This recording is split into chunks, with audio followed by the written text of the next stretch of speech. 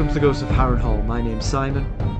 And I'm Mackelly. Thank you for joining us for episode 198 of our chapter-by-chapter book review of A Song of Ice and Fire by George Martin. Today, we'll be discussing chapter 54 of A Storm of Swords. That's Davos 5. 198. We're inching closer and closer. We are. Hang on till news and notes. You'll hear more about our 200th. But in the meantime, I'm going to tell you that we're going to chat about the chapter, and we're going to try not to spoil any future plot points for you.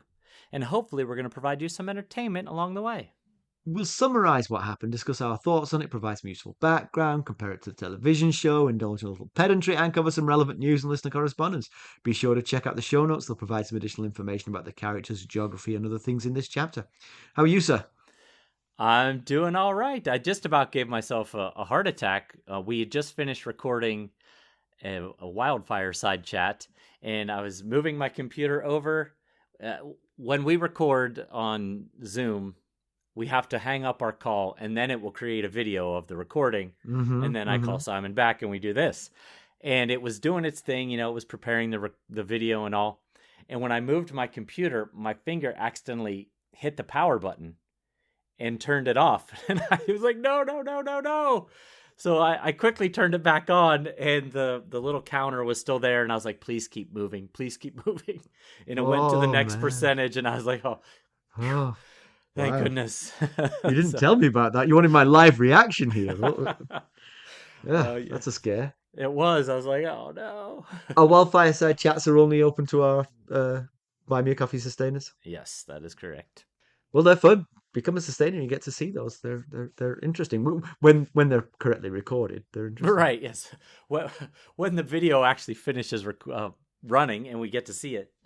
Yeah, our last one got a lot of really positive feedback. It was about snack food. Favorite snack food, yes. Yeah, yes, which doesn't sound all that riveting, but people seem to find...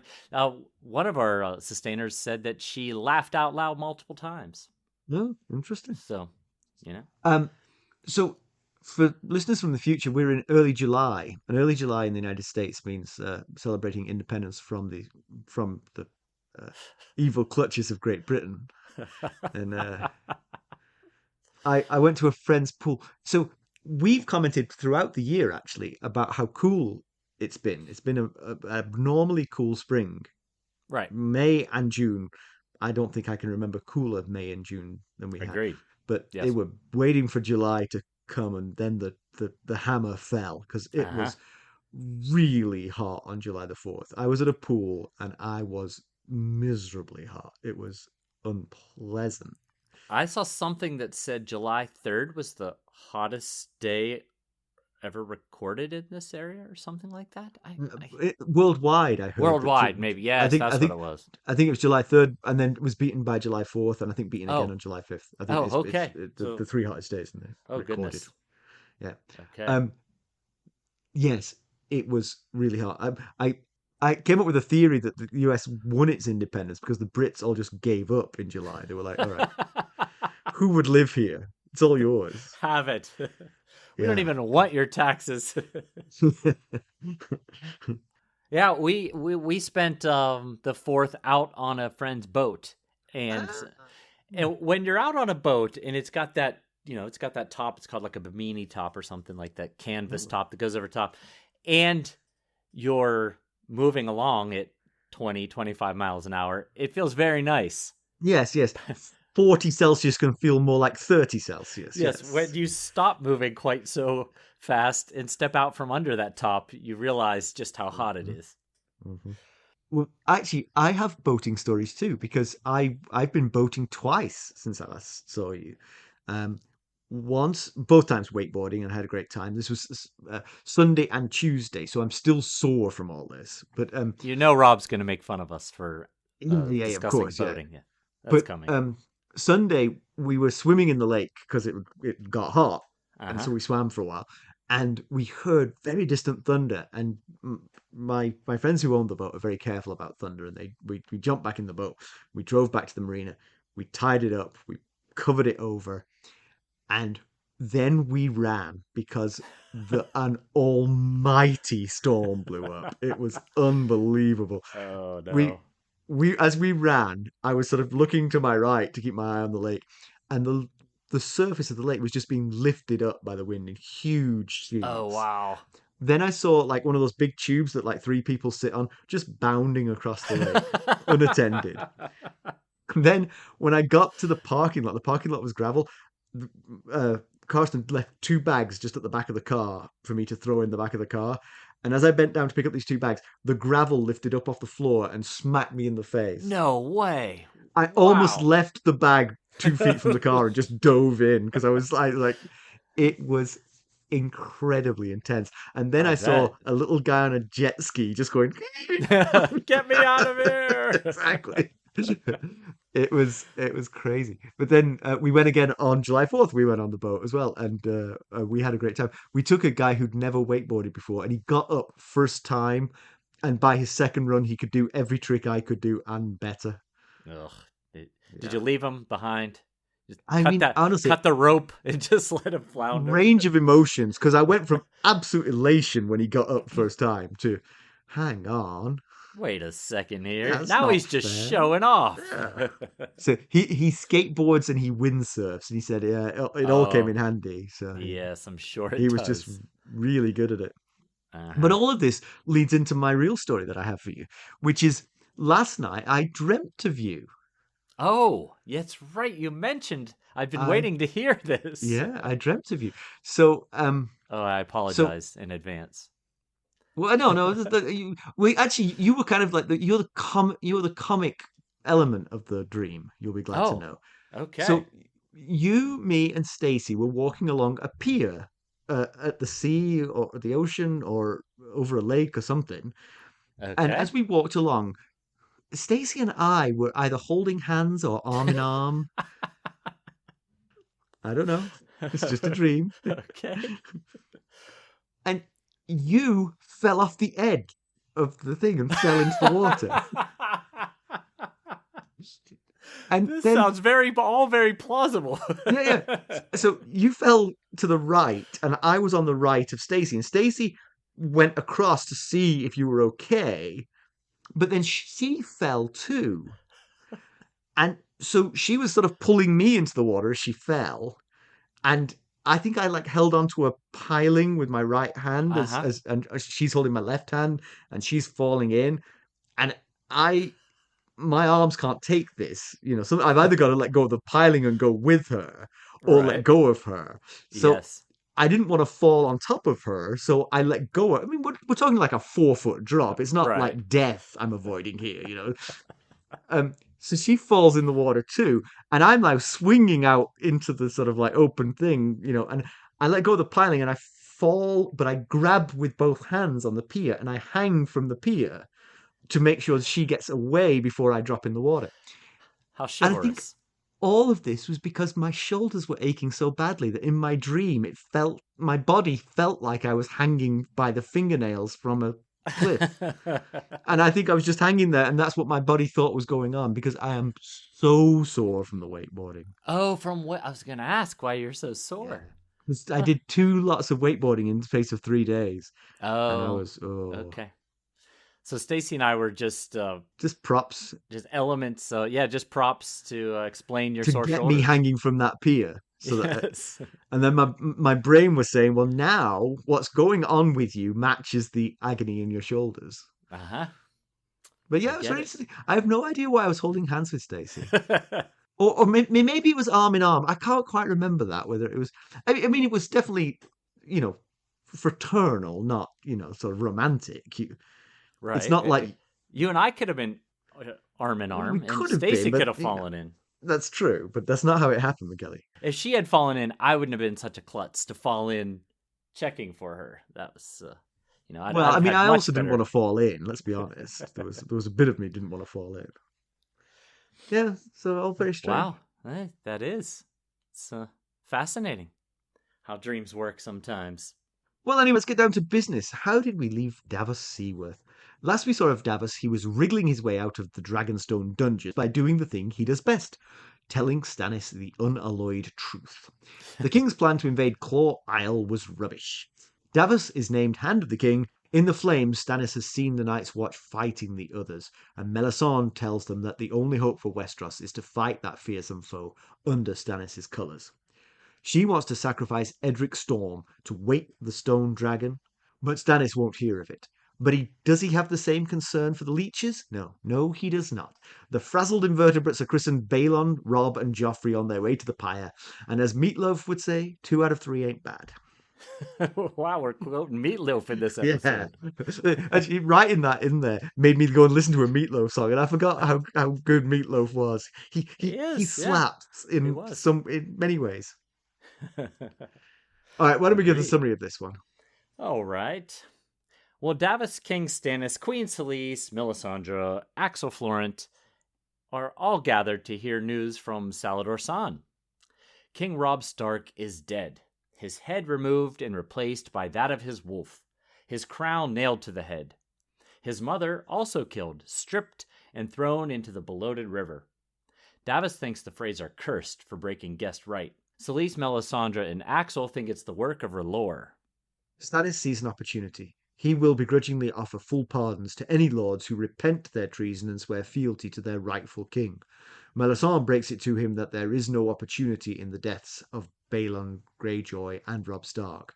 She has seen it in the flames that new false kings will arise from their ashes. She tells Stannis that he must show a sign of his power. Stannis scoffs at that. He's got 1,300 men on Dragonstone and a paltry 300 more at Storm's End. Not exactly shock and awe-worthy numbers. And he's got no money to hire sellswords. Selyse reminds him that's more numbers than Aegon the Conqueror had. All Stannis lacks is dragons. And all I lack is millions of dollars in Hollywood good looks. So, Well, we're you both... just like $1 million, Mackelly. I'm not sure which I'm further away from. Anyway, Stannis reminds her of all the other historical failed attempts to bring dragons back into the world. And Selyse reminds him that none of those people were the chosen of R'hllor, or wielded Lightbringer, the sword of heroes, and none of them paid the price. Only death can pay for life. The boy? Stannis asks. The boy, Selyse responds. The boy, Axell echoes. Seems that all R'hllor's worshippers present believe that sacrificing Stannis' nephew Edric Storm will awaken a stone dragon and win the war for Stannis. You did that exactly how I hoped when I wrote it. I envisioned 3 different voices for the boy, the boy, the boy, and you did exactly unscripted. We didn't plan that out. You just knew. That's how well we know each other. Well, I mean, honestly, at this point, we could just improv. We can scat. That's right. We'll finish each other's sandwiches. Yes, that's exactly what I was going to say. Anyway, Stannis argues that regardless of how Edric's parents defiled Stannis and Selyse's wedding bed, the boy is innocent, and he's Stannis' own blood. But despite himself, Stannis begins to ponder the wonder of dragon wings over Westeros again, and him astride the beast. Davos speaks up to disrupt the king's dangerous train of thought. Davos and Melisandre debate the power of king's blood, which Edric has flowing through him. Melisandre says that 2 leeches equal 2 dead kings. Davos points out that 2 is not 3. There were 3 leeches burned, and Joffrey still lives. The king admits that Davos has Melisandre there. Melisandre says if Joffrey dies, it'll prove the power of what R'hllor can do with king's blood. Stannis gives a solid maybe on that. He then kicks the lot of them out of the room.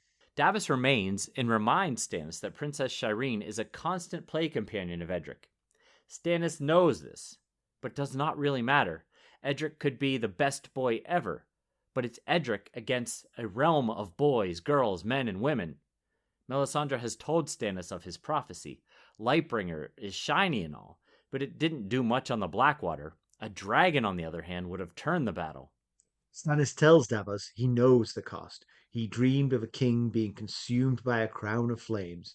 If Joffrey should die, what is one bastard boy against a kingdom? Everything, Davos says. Now he's starting to anger the king, so Davos is told to leave before he ends up back in the dungeon. As he walks through the castle, Davos notices how every aspect is shaped like a dragon, from the great hall to the kitchens. He imagines them as once alive, now turned to stone. Salladhor Saan, seemingly reading Davos's mind, says if the dragons turned to life, the whole castle would collapse.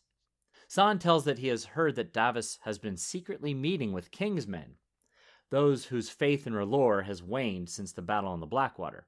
He urges Davos to be careful. He has a long way to fall now that he has risen so high. Davos ponders his new station. He feels ill-equipped for the role. He can't even read or write. Master Pylos convinces Davos to let him teach Davos to read. So every day, Davos studies with Pylos, usually after the children, including his own son, Devon, have finished their reading lessons.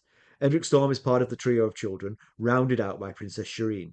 Davos considers Edric. He's big and strong for his age, and looks like a young Robert. The boy is also very fond of his father. In today's lesson, Davos is given a letter to practice reading. He struggles his way through it, but eventually realizes it's a letter from Bowen Marsh of the Night's Watch asking for help from the Five Kings. Seems Stannis has never seen the letter. The previous Hand of the King, Axell Florent, rejected it when Pylos brought it to him. Davos wonders what Melisandre would have thought of the letter. He's hit with a flood of memories. He remembers Melisandre telling him that the Great Other will bring the cold and night that never ends. He remembers how Azor Ahai tempered Lightbringer by plunging it into his wife Nissa's heart, and wonders if Edric must play that role for Stannis to become Azor Ahai.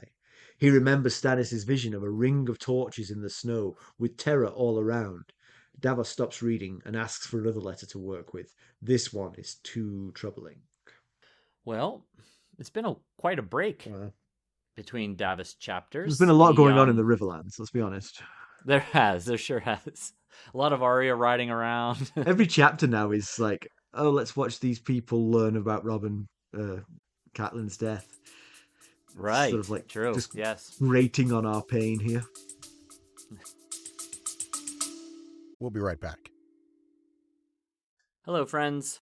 Are you ready to make some unforgettable memories? Well, if so, consider the Marriott Bonvoy program. Discover the perfect destination for your summer getaway and unlock exclusive deals on luxurious accommodations. With our affiliate partnership, you'll enjoy unbeatable savings and a seamless booking experience. Don't let summer slip away. Visit Marriott Bonvoy today and make this vacation season one for the books. Use our Ghosts of Harrenhal affiliate page to check it all out and buy Bonvoy points or give some as a gift. The link to our page is in the show notes. Right. Just keep bringing it back up. And also now, we also know for sure now that Grey Wind is no more, if Salladhor's intel is to be believed, because his head was put on Robb's shoulders in place of Robb's head, so Grey Wind bought it. So no Arya reunited with Grey Wind, which would have been nice. It was a little dream I had. It would have been nice. Yeah. George Martin just doesn't seem like the kind of guy who's going to give us that kind of sweet reunion, though. True. And Walder Frey is certainly a useful tool in keeping that kind of thing from happening. Because that is a particularly vindictive and horrible indignity to perpetrate on the Stark corpses, to behead Robb, to behead Grey Wind, to put the head of Grey Wind on Robb's shoulders, to strip and throw Catelyn's body into the river. All sort of, even the Lannisters sent Ned's bones back. Right. Yes, that is just awful. Just so unnecessary. So above and beyond. I mean, they're already in violation of guest right. Now they're just adding insult to injury. And, remember when we talked about this in Catelyn 7, the Red Wedding chapter, in the House of the Undying, Dany saw, it was like the second vision she saw was a dead man with a wolf's head sitting on a throne wearing an iron crown. Yeah. So now the image that she saw is complete with at least this, what we're being told, that Grey Wind's head was cut off and sewn onto Robb's body and the crown was nailed to it. Has Salladhor Saan been talking to Dany? I mean, that's exactly what he saw. Yeah. And the Ghost of Highheart's prophetic dream is complete by one more step with Cat being thrown into the river. With that detail, remember? Yes. She saw a woman who used to be a fish. A woman who was a fish thrown into the river. That's right. So, but there's one more detail at the end of that prophecy that's still a mystery. When her eyes opened, the ghost awoke in terror. So that part, we had conjectured maybe it was her Cat realizing that, that there was treachery afoot. Yes, that's what I thought it The meant. But now wedding I'm feast. thinking maybe she's not dead. She was just pretending to be dead, and now she's floating down the river and she's going to wake up. Just doing the backstroke, maybe. Fingers crossed. Fingers crossed, absolutely. So, obviously, within Stannis' camp, there's reason for celebration here. Both two of his rivals are gone, and there seems to be pretty much high validation of Melisandre's power to influence the world. But she herself kind of rains on the parade of this by saying others will take their place. These two are dead, but their claims still live, and their claims can be taken on by others.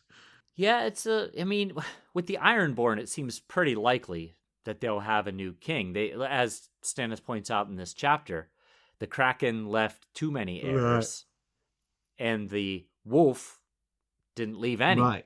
Well, but what Stannis doesn't know, of course, is what we know about the document that Robb Stark had his people witness, which may have freed or attempted to free Jon from his oath and legitimized him, making him Lord of Winterfell.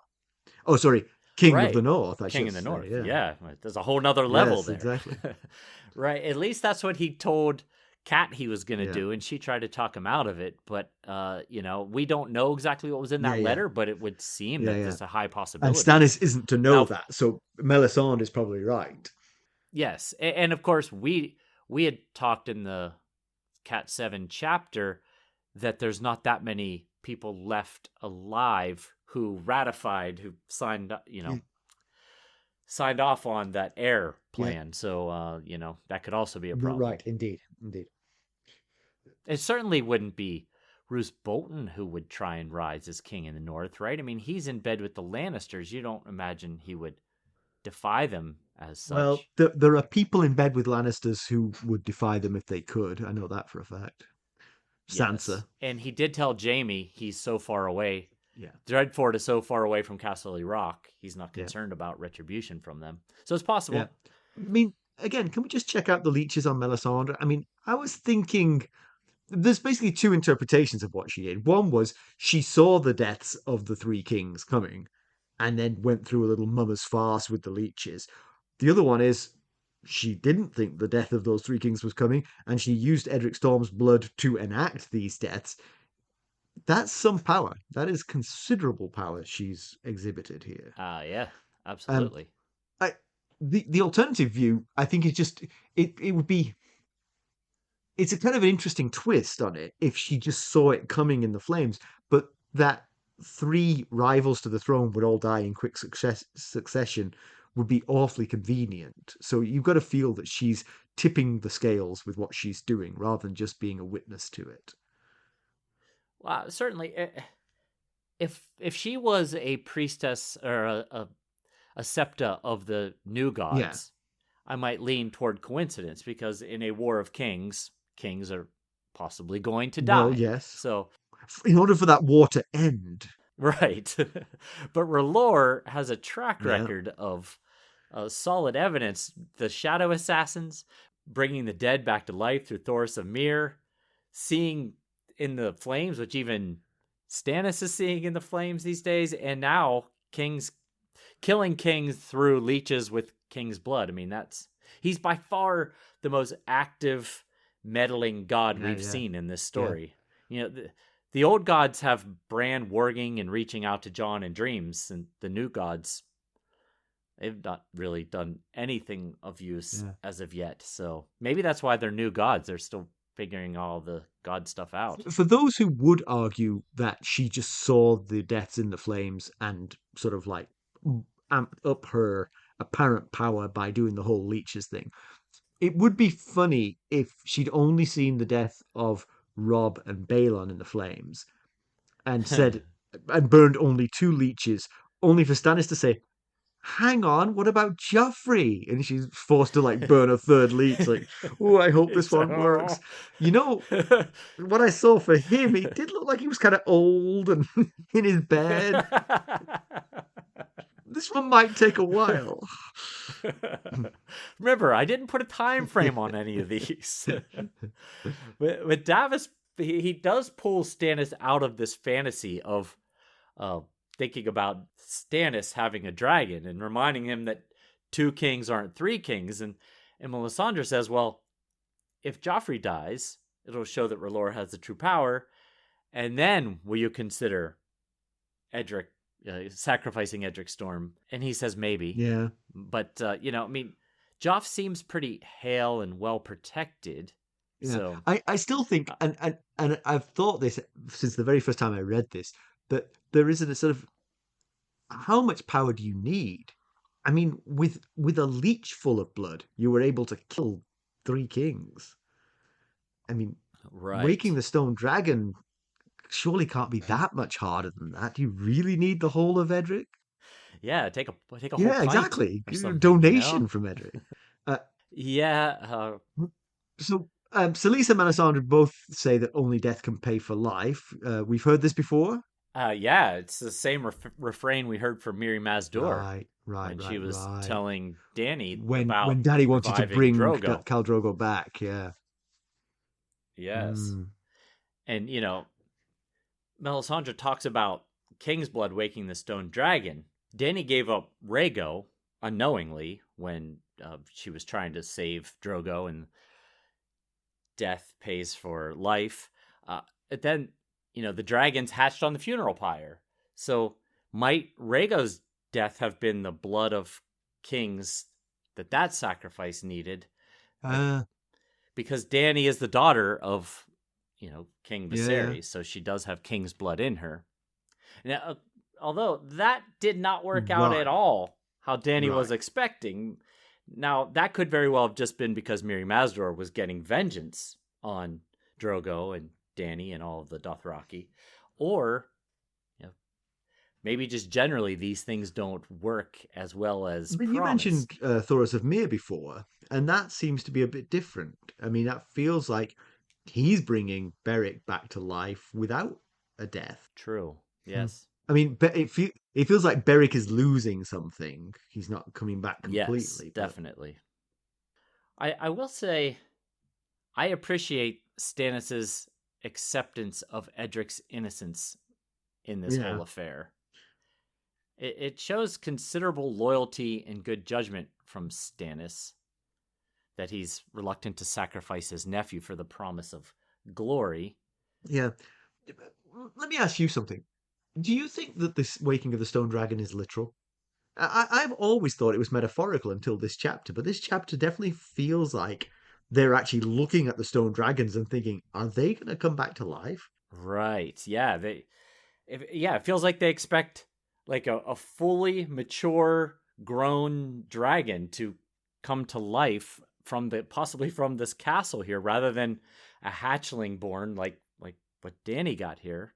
And they all, including Salladhor Saan, seem to think that a dragon will win this war, but Dany can tell you just how long it takes for those baby dragons to be a useful weapon. So, I will say Stannis does have Targaryen blood. His mother was Rhaelle Targaryen. Yeah.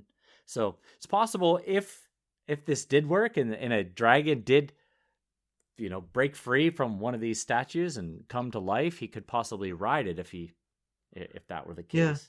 Yeah, it never occurred to me that they meant this literally. It always, to me, I thought it was a reinforcement of Stannis, that Stannis would become a dragon in some way by killing Edric. Right. Yes. Yeah. Axell and Selyse seem convinced that this is going to be a real dragon, like full-sized stone dragon turning to a real dragon. And that does seem like really far-fetched. But then so do shadow assassins, I guess, and bringing the dead back to life. But as you say, I mean, even Davos and Salladhor are worried about the structural integrity of the castle should the dragons all come to life. So, right, yeah. Now back to Edric Storm. Yes, like I was saying, I think it shows loyalty and good judgment from Stannis, and that he's got enough perspective to see the innocence in Edric, despite the existence of the boy having vexed him since the boy's consummation, which also shows constraint. A side note, I wish Cat had been so enlightened with Jon. Yeah. But, there is a difference. Edric isn't Selyse's son from another man while they were married. Right. But then I started to think...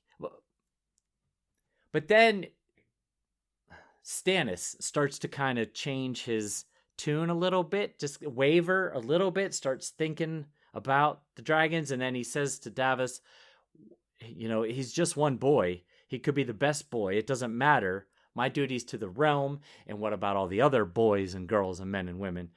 And I started thinking about Courtney Penrose and how offended Stannis was that he thought that Stannis could ever do harm to his own nephew.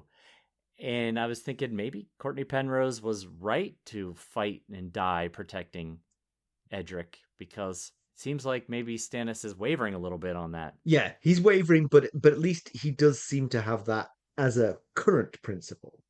Whether it lasts, we'll see. But right now, he does seem to be sticking to it, And probably, given the nature of Stannis, the fact that he said that to Courtney Penrose probably sticks in his mind. I can't because I told Courtney Penrose that I wouldn't. Right. Well, maybe. Yeah. Yeah. It's Stannis goes on about, this duty. He's got a duty to the realm. He didn't ask to be king. He said last chapter, he didn't even really want to be king, but he's got a duty to the realm, and he's got a duty to his brother. And we know Stannis, he takes these kind of things seriously. So I'm sure there is a major tug of war here. His duty to the realm, he could possibly end this war by sacrificing this one boy. His duty to his family, he should protect his own blood versus sacrificing him for Stannis's benefit. So I'm sure it's quite the tug of war there. Yeah.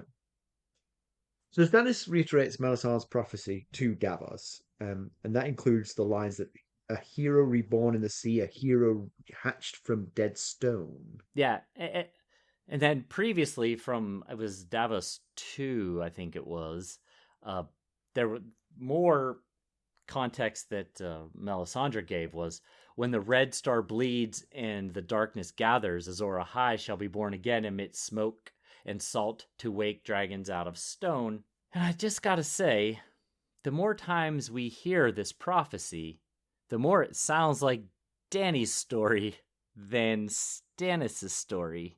I mean, she was reborn in the Dothraki Sea, hero reborn in the sea. Hatched from dead stone. We know that her dragons were hatched from stone eggs. The hero wasn't hatched. The hero hatched the eggs in the sense of a mother hatching the eggs. Interesting.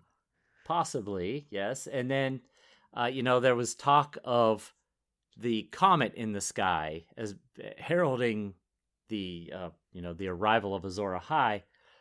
But the comet flew in the sky the day that Dany's dragons hatched, and she was kind of reborn in Drogo's pyre. So, but having said that, Dany in the House of the Undying, one of the visions she saw was a blue-eyed king who casts no shadow, raising a red sword high in his hand. And Stannis says that Melisandre sees in the flames him facing darkness with Lightbringer raised on high. So, that could point a little bit back toward Stannis. But also, of course, the whole dragons from stone, that feels like, as a literal prophecy of what's going on in Dragonstone, crazy talk. But the petrified dragon's eggs becoming dragons, that is dragons from stone. So that has happened already. Right. Just not in this realm, not in this theater. Yeah, so they've each got a bit of it, Stannis seems to have Lightbringer, which Azor Ahai is supposed to have. It's a little bit odd how he acquired it, because when we first saw Stannis with the sword, he was basically using an oven mitt and it had to be tamped out when it burned up and fell apart. But, according to him, the swords, this one, his current version, iteration of it, seems to legit glow as promised. And, and then Dany's vision in the House of the Undying, she saw the man that we think is Rhaegar said that his son was the prince that was promised, and his song is a song of ice and fire. But then he said, but there must be one more. The dragon has 3 heads. So, proposing an idea to you here. Please. What if the prince that was promised / Azor Ahai is not one person, but 3 people here? Dany and her dragons, Stannis and Lightbringer, and a 3rd person not yet revealed, and they all 3 have to unite to defeat the great other. And as you said, they are all related to Rhaegar. Not necessarily Rhaegar's children, but all related to Rhaegar. Right. Yeah. There was no prophecy that said they had to be Rhaegar's children. He just thought that they were... He thought he was the prince that was promised because he was born in the tragedy of Summerhall. Then he started to think his son was the Azor Ahai. So... Interesting. The dragon has 3 heads, yeah. Yeah, maybe it's not... Azor Ahai isn't one person, or the prince that was promised one person. So, just something I was thinking about. Yeah. I mean, there's lots of guesswork at this point, but I like that as much as anything else I've heard. Yeah, it's all just guesswork at this point anyway. But a lot of the stuff certainly points toward Dany. For sure, yeah. You could basically, except for the sword, it pretty much all points toward Dany. But of course, her story still has to evolve. She may end up with a burning sword at some point, And then there's very little. There are very few holes left in Dany's story where you can say, well, that doesn't apply to her. Right. Yeah. But Stannis saw a vision in his hearth just the night before this chapter with a king with a crown of fire on his brows, burning. And his own crown consumed his flesh and turned him into ash. So he says to Davos about that, I don't need Melisandre to tell me what that means when he's talking about the cost of winning this war by, getting by whatever he needs to do to win the war. Yeah. So but that's an interesting thought, because then is he saying that these decisions and this role are weighing heavily on him and will kill him? Or is he also planning for the moment where he does change his mind about Edric Storm and saying, I'll be damned when I do this, but I know what that looks like. It looks like the crown burning through me. We'll be right back. This episode is sponsored by Audible. To get a free audiobook, or 2 if you're an Amazon Prime member, go to our exclusive URL, audibletrial.com/ghostsharrenhal. You can find the link in our show notes.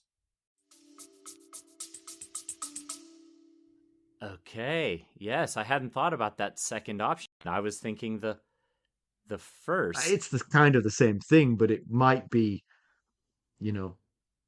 things can't get any worse for me. I'm cursed by this role, and so one of the things I'm going to do is the thing I promised I wouldn't do.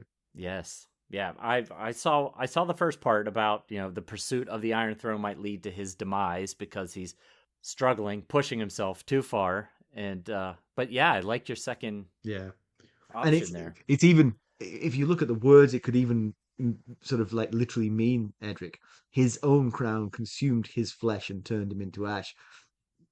Actually, it wasn't the crown that was consuming his own flesh. It was his flesh in the sense of Edric. Oh, because he keeps saying he's mine own blood. Mm. Yes. Okay. I hope not. I don't like it. I don't like it, but I hadn't thought about it, so I see where you're coming from. So Davos committed some treachery? What's this about? That doesn't sound like Davos. So it doesn't sound like Davos, does it? So last chapter, when I say he, I mean Davos, talked Stannis out of attacking Claw Isle. You mentioned it in the recap, which was being done. The attacking Claw Isle was being done as retribution / plunder opportunity because Adrian Celtigar bent the knee to Joffrey after the Battle of the Blackwater. And the plan, this is why it's a treachery to Salah, is because the plan was the brainchild of Axell Florent and Salladhor Saan. So the treachery was to anyone other than Stannis. This makes a lot more sense, yes. Yes. He was basically just pointing out how terrible of an idea it was, and that was the treachery. And it's not entirely surprising that Salladhor Saan's ideas are not necessarily designed to get Stannis anywhere nearer the throne, but to enrich Salladhor Saan. Yes, and that was his complaint to Davos here in this chapter. And Salah says that he's going to go off into Blackwater Bay and get some taxes from ships that are sailing on the bay, and that's because he was given the title Lord of Blackwater Bay by Alistair Florent as a way to help keep Salah on board by letting him go recoup some funds by taxing random boats on the Blackwater. I shouldn't say boats, ships on Blackwater and you shouldn't Bay. Say taxing, you should say piracy as well. Yes, more like that. So, well, Davos, what we just said, Davos is never treacherous to Stannis, but he is displaying a little bit of treachery here because he is talking to a shadow team of Kingsmen who are skeptical or tired of what's going on with R'hllor, and in particular, therefore, the Queen, because the Queen is the sort of like the focal point of the worship of R'hllor in this in the Stannis camp. And so there's basically the Queen's men and the King's men. The King's men typically are a little more skeptical about the religious part of things. And Davos is talking to them, making alliances, perhaps trying to embolden that side of the party. Yeah, he doesn't go into much detail exactly of what they're doing, but I think he's reaching out to those who are like-minded with him about who might help. Well, for one thing, who might help him say no to Stannis if Stannis changes his mind about Edric Storm. True, that would definitely be a possible a side effect from this. But basically, he knows the Queen's men don't like him. In fact, I think Salladhor tells him here in this conversation that the Queen's men don't like him. So it makes sense for him to lean more toward the King's men who don't have the issue with him that the Queen's men do. Yeah. It's a smart idea, but it's also risky. Yeah, but befriending the King's men could hardly be seen as treachery to anyone other than the Queen's men who already don't like Davos. So, yeah, I guess it depends on what you're talking about.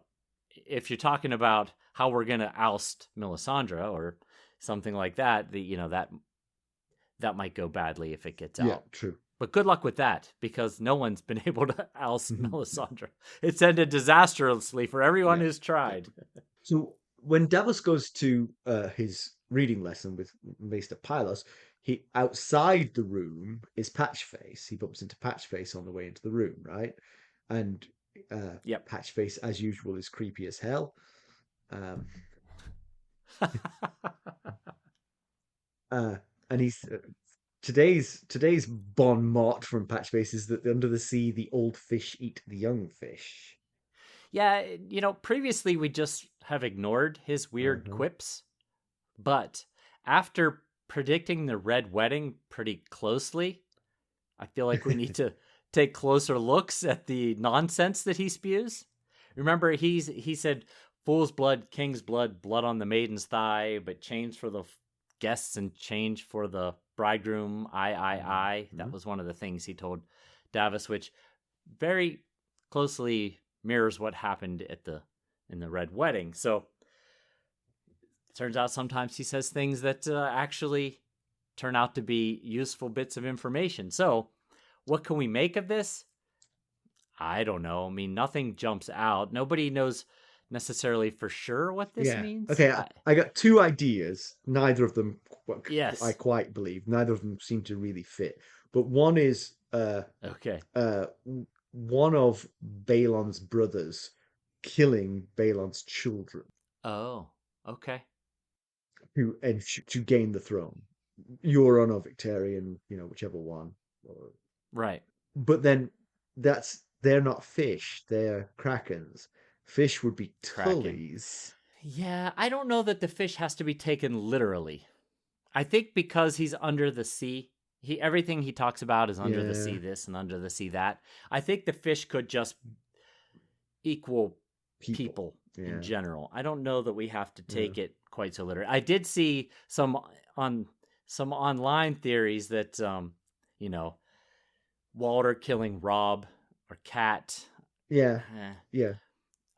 The war of adults here, created by adults here killing children. I even saw one that thought the blackfish was going to kill Edmure That was Tully. my second idea.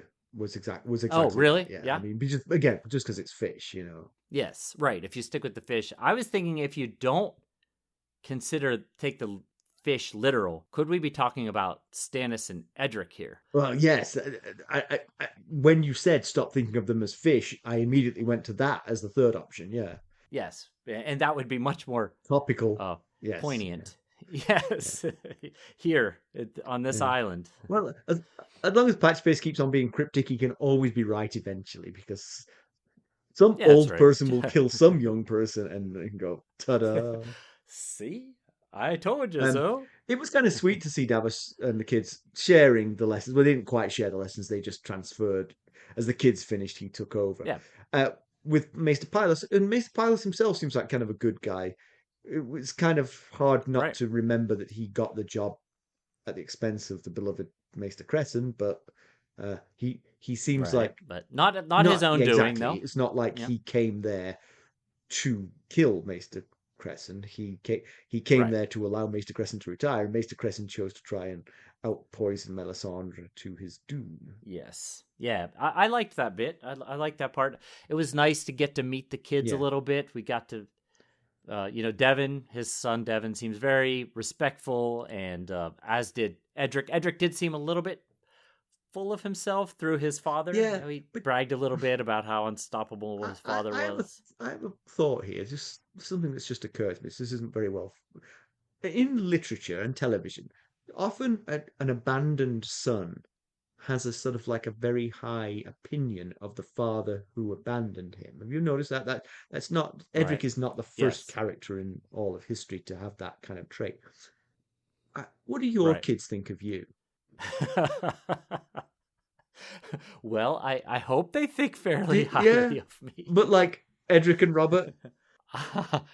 I don't know about that highly. I think I'm pretty sure either of them would point out some flaws if given the opportunity. I'm just saying, we treated our kids too well. That's why they don't respect us. That's why. That's right. We were around too often. We should have not been so accessible, I guess. I'm not sure why Davos is so surprised by what he reads in the Night's Watch plea. I mean, first of all, they don't know who's going to win. They're inevitably going to reach out to all 5 kings. They were always going to do that, because that's their mission, is to protect the realm, whoever's the king. Yeah, and their news is out. They're not getting news hot off the press, so they don't know what's happening necessarily in the realm. And so yes, exactly. Stannis had a mighty army when that letter was sent. The fact that he managed to squander it all is not... Right. If they could take that letter back, maybe they would. Raven, circle around, do a quick head count, come home if it's rubbish, And I will say that the addressing it to the 5 kings doesn't make a great deal of sense. It's not like it was an email with 5 kings in the address line. You'd put them on BCC for sure. Yes. These were individually sent, so address each one to the specific king. You can make 5 copies of the same letter. Just say, Your Majesty, it doesn't matter. Right. Your Grace. Both kings we've seen Joffrey's letter, and now we've seen Stannis's letter, and both times it's bristled the recipient. That was, that's when Tywin decided that it was an opportunity to, mess with the Night's Watch and try and get Jaina Slynt in control as the new Lord Commander. And we see here Davos says that, or doesn't say, but he thinks that Stannis would be irked by seeing the Five Kings written there. It just, I wondered, did they not run this by Maester Aemon? Well, I feel that's like what I was wondering that. I was wondering if, like, so Chet went with the Great Ranging, didn't he? So whoever's Yes. transcribing at Castle Black is Clytus. Or, well, I don't know. Clytus is about as blind right. as Maester Aemon. So, but he might be able to see well enough to write. So I'm thinking, I'm thinking this is Bowen Marsh was the original.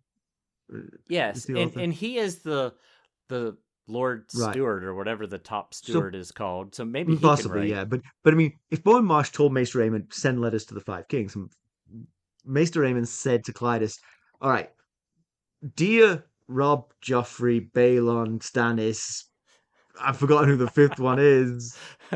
Renly, but he's dead. So. Delete as appropriate." And Clytus just wrote all that out and mailed it as was, you know. He's probably writing them out going, why am I doing it this way? This makes no sense.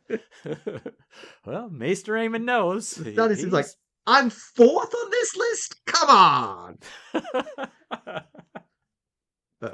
I will say, so the letter, Davos asks Pylos, has King Stannis seen this? And Pylos says, no, I gave it to, at the time, Hand of the King, Axell Florent, and he rejected it and said, are you a fool? We've got our own issues right now.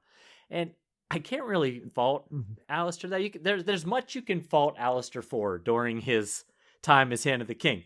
Making plans with the enemy without consulting the king, up there probably near the very top. But you can't really fault him here. I agree. But it would have been interesting. It's not a great time. It would have been interesting to hear Melisandre's reaction to it, because she obviously... I agree. Yes. She believes that this is where the sort of the fulcrum of this story lies, in Stannis taking on the great danger from the north. Stannis, as ASOIAF, has to fight whatever it is that's coming south. Yeah, and you mentioned in the recap from the previous Davos chapter about Stannis seeing the Night's Watch. Right. Well, he doesn't necessarily know it's a Night's Watch. You could probably piece it together that it was snow and they were wearing black, I think. And Melisandre's in the room when he tells this to Davos, and Davos says, what do you think that means? And Melisandre says that it's the beginning of the fight with the other, the great other, the god that shall not be named. So, she might be interested in hearing that vision was very possibly correct. All right. Do you have some background for us? I do. Well, why don't you share that? I think I will. Seems a prudent thing to do at this juncture. So Davos is feeling unworthy in this chapter about being Hand of the King, and he thinks Hand of the King should be a highborn lord, someone wise and learned, a battle commander or a great knight. And he's telling this to Maester Pylos, and Pylos reminds him of several disastrous to ineffectual Hands of the King who had all those attributes. Two of those he mentioned are Ryam Redwine, who we've talked about in the past, and a Septon Murison. Now, Pylos said that Septon Murison's prayers worked miracles, but as Hand of the King, he soon had the whole realm praying for his death. So let's look at it. Let's take a closer look and see what happened there. Septon Murison was appointed Hand of the King by King Aenys I, who is the oldest son of Aegon the Conqueror, after Aenys' brother Maegor took a second wife while remaining married to his first. Surely just a big misunderstanding. Presumably. If we dug into it. Aenys, in response, stripped Maegor of his Hand of the King title and exiled him to Pentos. In an attempt to appease the angry faith, Aenys appointed Murison, who was well known as a miracle worker. Murison tried to work a few miracles on King Aenys' behalf, however, none of them worked in the slightest. In 41 AC, Murison performed the wedding ceremony of Prince Aegon and Princess Rhaena. This was the final straw for many in the realm. They turned on King Aenys in droves. Septon Murison was exiled from the faith for his role in the sibling marriage. And not long after, Mirasan met his end when he was torn apart by a group of poor fellows as he traveled in a litter. This kicked off the beginning of the Faith Militant Uprising, which we've also talked about in the past. All right, thank you.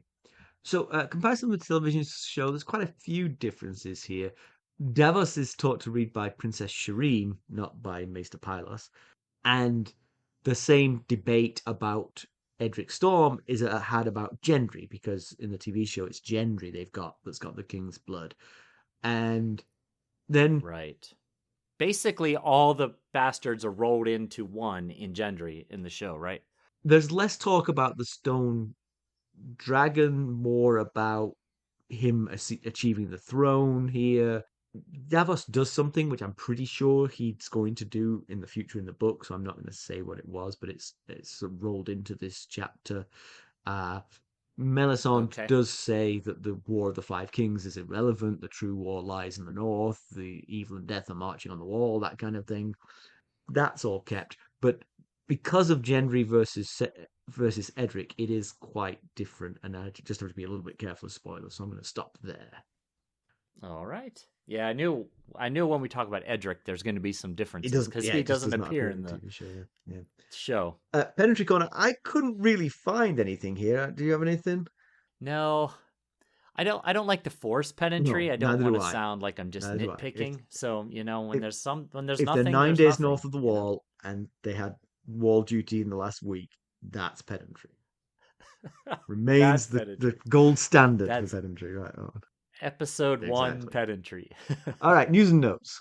Well, so our 200th episode celebration is now merely 2 episodes away. And here's the plan. We've finally put a plan. Oh, we've got a plan. Thank God. We're going to have a live episode on Thursday, July 20th, starting at 7 p.m. Eastern Daylight Time, U.S., Canada. We will be on the it's actually called the GOH Events channel, which is a stage channel. So on the Discord server, right? Yeah. And that's on our Discord server. Yes. So we are going to be on the virtual stage on our Discord server. So afterward, we're hoping to do a Q&A. This is all theoretical. We have really no way of testing this to see how it's going to go. So, please be patient with us when the day comes. We've done a 1 and 2 person test, but we've not done everybody piling in right. There. So we'll see how it goes. We're going to give it a shot. We really hope it works well. But ultimately, time is running short to join our Discord community if you want to take part in this live episode and hopeful Q&A afterward. So if you're not already a member, go sign up. The link is in our show notes of every episode. We got a new monthly donation contributor through our website, Sarita. So thank you very much indeed. We appreciate that. Absolutely. Thank you so much. Yeah. If you want to help us keep going, or just thank us for bringing hours of joy and entertainment, but you don't want the perks of buying me a coffee, you can contribute directly through our website, ghostsofharrenhal.buzzsprout.com. Yes, we thank you so very much, Sarita. Yes. So let's conclude. So R'hllor still showing that of all the gods, is the one who can interfere in the world. Right. Well, I mean, the deaths were already apparent, but now was Melisandre's moment to gloat. Yeah, does it feel like R'hllor is the one true god, or is it just that maybe he's the like youngest, newest god and the most active listener and meddler, and all the other gods are been there, done that, and they just let humans figure it out. I mean, look, I'm not a huge fan yet, but I will say he is the only one whose prophets are talking about the danger from the north, which clearly is a real danger. It seems that the children of the forest and the old gods and the faith of the seven are asleep at the wheel, that they're going to let those people come south, They're not even manning up the night's watch. You're right. Absolutely. Yeah. It does feel like he's the only one paying attention. Yeah. And here's my worry. Stannis is in sort of like limbo here. There's not much he can do of anything. And the whole time he's sitting on Dragonstone with all of his wife's men and all of Melisandre and his wife all telling him the way out of this logjam is to kill that kid. Ugh. Eventually, it's going to wear on him. Yes. He's not noble enough. He thinks he is, but he's not noble enough to not be ambitious enough to do what needs to be done. So I worry for Edric, I have to say. I do as well, yes. Stannis went from outright refusing the idea last Davos chapter to holding strong, but dreaming of dragons over Westeros. And like you said, if they just keep on him, you can feel him wearing down to the idea. Right. It's particularly when you've got nothing else to distract you. He's not gathering new men. He's not building a new navy. He's got no prospects of moving forward with his claim. Right. That is an important distinction. Yeah. I would say this was an enjoyable chapter, as Davos chapters seem to be so far, but we didn't make a whole lot of progress. No. We learned that 2 of the 3 kings are dead, which we already knew. Which we knew. Right, yes. We fielded requests for Edric's sacrifice. Well, I shouldn't say we did, Stannis did, and Davos learned to read. Now, it seems like that last bit, the time on the page invested in it will pay off down the road. Yeah, I mean, hey, look, education's always good, lifetime learner. That's right. Could never go wrong with that kind of thing. Yeah, and it is one of the few things that advanced in this story, is a new development in this chapter. So it seems like there was a reason why we were here. And clearly, you might want to leaf through all of the rejected letters of Axell Florent, because right, he may not have been doing the right things. So speaking of the letter that Davos was reading, there's no way Stannis considers the plea from the Night's Watch, right? If he knew, that is. Well, I mean, again, Stannis needs something to do. Right. But I mean, true. How useful is he? I mean, if Stannis and Melisandre go north to fight the Great Other, it's like 2 more members of the Night's Watch. It's not really going to... Well, yeah. He does mention the 1,300 men he has on Dragonstone. It's not nothing, but it's... Right. Actually, it would be enough to really take out the wildling force. Yeah, that's really not nothing for the Night's Watch. I mean, that's a huge boost to the Night's Watch. But yes. What are you going to do? Is it just a holding brief? You're going to sort of like just stay on the wall for a couple of years while it gets cold and dark? Yeah. I was trying to think of reasons why he would say yes to the idea. He does consider himself the true king of Westeros. Yeah. And the Night's Watch hasn't sided one way or the other, as that's their credo. So maybe he feels it's my duty as the king of Westeros to protect this entity that is part of my domain. Yeah. But then Melisandre whispering in his ear, that's your role. That's your function. You don't need to sit on the Iron Throne to be the king of Westeros. You need to defeat the Great Other. True. Right. Now she says the whole realm needs to unite to defeat the Great Other. Right. But, But leading by example could work. I mean, hey, right. he's not fighting us anymore. He's up there fighting that. Maybe we should follow him. Right. Seems like a long Could shot. work. But also sitting on Dragonstone licking your wounds is not exactly going to lure more people to your cause. Especially while that red wine fleet is coming up around Dorne. Right. Yeah. So there is a finite time that they have here. But anyway, we'll find out what's going on at the wall in the next chapter, right? Because we've got Jon. That's right. We've got Jon. And I read it last night, and it is a very exciting chapter. So I can't wait for everyone to enjoy. And that'll be chapter 199, right? So that'll be episode 199. Yeah. So there's 4 ways that you can help us out. You could leave us a positive review. If you enjoy what we do, that really helps to spread the word and doesn't cost you anything. So please go out and do that. You can buy merchandise at ghostofharrenhal.threadless.com. You could buy us a cup of Arbor Gold at buymeacoffee.com/ghostharrenhal. Become a sustainer at the Lord Paramount or Knight at the Realm level and get lots of fun benefits from there. Or lastly, you could just donate to our cause through our website, ghostofharrenhal.buzzsprout.com, as Sarita did. We appreciate everyone who does. That's right. Thank you. And, if you're looking for more interaction with us and keeping up on the latest Ghost of Harrenhal news and developments, check us out on our social media. Follow us on Twitter at Ghost Harrenhal. We're on Facebook, Instagram, Discord, and YouTube. Thanks for listening. Thanks. Bye. Bye.